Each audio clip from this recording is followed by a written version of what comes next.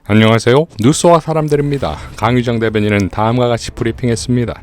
국민과의 소통과 경청을 최우선으로 하는 이재명 정부의 국정 철학에 발맞춰 대통령실 브리핑룸 시스템을 개선하고자 합니다. 대통령과 언론과의 소통 현장을 다양한 각도에서 생생하게 전달하기 위해 카메라를 4대 추가로 설치할 예정입니다. 대통령실 대변인과 관계자들만 비추던 기존의 일방적인 소통 방식에서 벗어나 기자 여러분이 질의하는 모습과 현장 상황을 쌍방향으로 생생하게 전달하겠습니다. 이는 국민들의 알 권리와 브리핑 투명성을 높이자는 이재명 대통령의 제안에 따른 것으로 계약 발주와 카메라 설치를 거쳐 6월 중순 이후 시행될 예정입니다. 이상입니다. 자, 그야말로 대통령실의 브리핑룸 기자 실면상제다 이겁니다.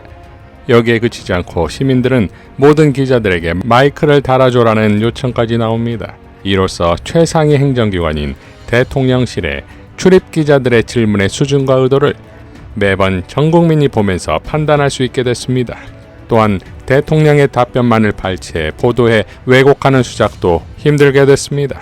모든 것을 공개하는 전공법으로 정면 돌파하는 이재명 다음인 것이며, 이러한 판에서 언론은 스스로 책임있는 질문과 태도를 가질 수밖에 없을 것입니다.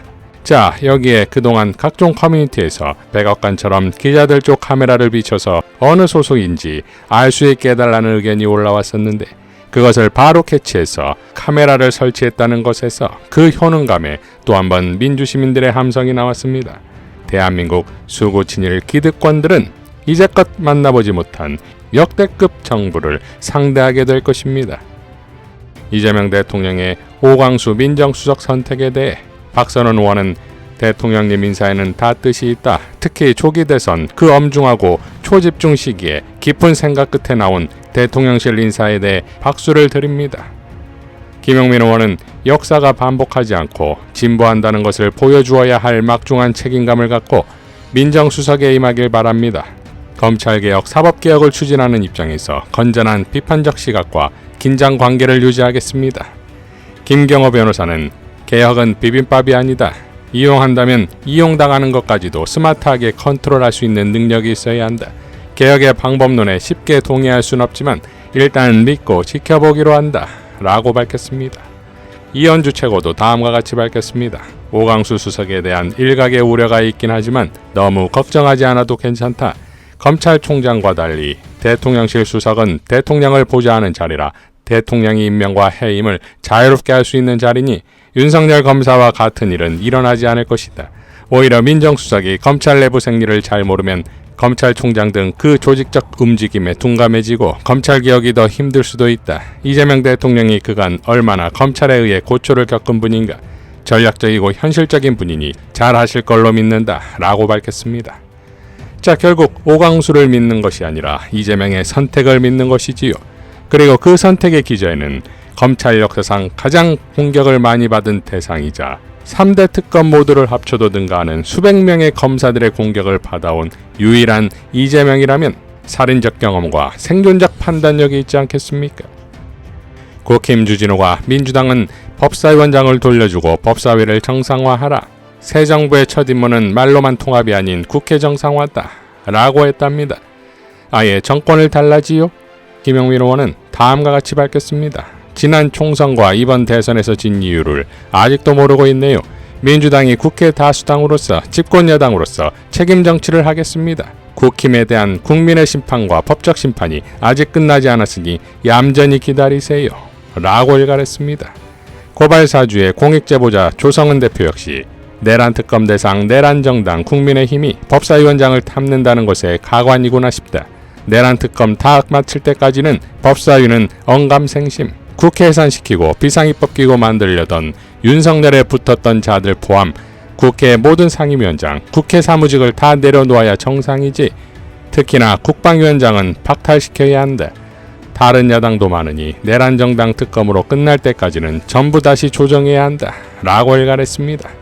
지난 주진우와 김용민 의원의 본회의 연설로 마무리하겠습니다. 오늘 법안들은 이재명 정부의 첫 약속인 통합과 거리가 멉니다.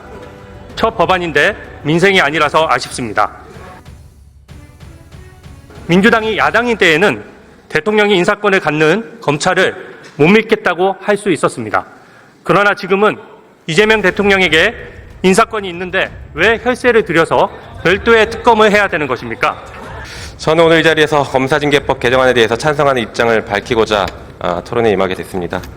먼저 반대 토론에서 나왔던 논거 몇 가지만 좀 반박해 보겠습니다. 내란을 극복하는 것이 통합의 저해가 되는 일입니까?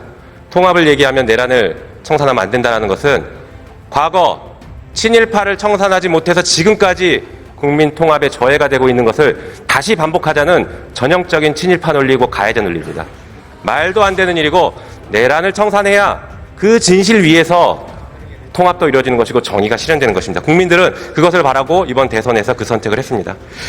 그리고 여당이 됐는데 검찰을 못 믿겠냐라고 물어보시는데 국민의힘은 여당일 때 검찰과 내통했다는 걸 자백하는 그런 주장에 불과합니다.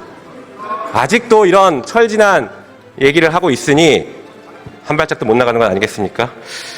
국민의힘 보면 내란은 계속 옹호하면서 기승전 이재명만 얘기하고 있습니다.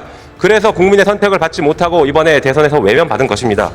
오죽하면 국민의힘 연설자들도 입만 열면 이재명 얘기만 해서 그랬는지 연설장에서 이재명 후보를 지지해달라는 얘기를 습관적으로 얘기하고 있지 않습니까? 이게 현실입니다. 정신 차리시기 바랍니다. 자, 지금 이 시대의 대한민국 정치의 지향점은 사람답게 사는 세상을 만드는 것입니다. 그것이 어떤 세상이냐? 잘못한 사람이 있으면 지위 고하를 막론하고 처벌받는 상식이 이루어지는 세상입니다. 한편 억울한 일이 생기지 않아야 하고 만약에 억울한 일을 당했다고 하더라도 국가의 시스템에 의해서 억울한 일을 해결할 수 있다는 신뢰가 있는 세상, 그것이 바로 사람답게 사는 세상의 출발점일 것입니다. 오늘 우리가 통과시키려고 하는 이 법들이 바로 사람답게 사는 세상의 출발점이 될 것입니다. 검사가 잘못하면 누가 징계를 하고 누가 감찰하고 누가 수사하는지 아십니까? 오로지 검사만 해왔습니다. 검사가 잘못하더라도 지휘감독권자인 법무부 장관이 감찰도 할 수 없고 징계도 할 수 없는 것이 현행 검사징계법입니다. 그래서 이 법을 개정해서 검사의 잘못에 대해서 법무부 장관이 감찰도 할 수 있고 징계에 회부할 수도 있게 하는 것, 그것이 국민주권을 실현시키는 방법이라고 생각합니다. 권력에는 책임이 따르는 것이고 그 책임에는 반드시 견제가 있어야 합니다. 법무부가 행정부의 한 축으로서 검찰의 독주를 막을 합당한 책임과 권한을 지니게 할 필요가 있습니다. 한편 오늘 처리한 특검법에 대해서도 짧게 좀 말씀드려보겠습니다.